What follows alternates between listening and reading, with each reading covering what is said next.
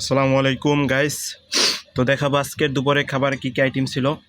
প্রথমে আইটেম ছিল করলা ভাজি দিয়ে দুপুরে গরম ভাত দিয়ে খেতে খুবই সুস্বাদু।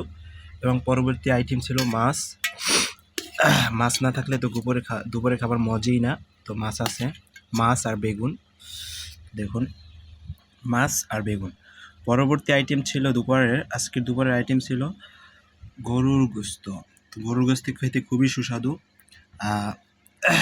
দেখেন প্রচুর পরিমাণ গরুর গোস্ত খুবই সুন্দর করে রান্না করা হয়েছে। এবং এখন আমি বর্তমানে মাছ দিয়ে খাবার খাবো। মাছের সাথে আছে বেগুন ভাজি। তো দেখুন আপনারা আজকে দুপুরে কী কী দিয়ে খাবার খেয়েছেন এবং আজকের দুপুরের আইটেমে কী কী খাবার ছিল অবশ্যই কমেন্ট করে জানাবেন।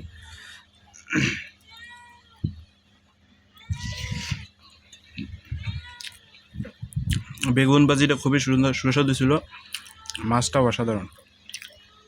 তো গাইস, যারা আমার চ্যানেলটিতে নতুন অবশ্যই চ্যানেলটি সাবস্ক্রাইব করে পাশে থাকবেন।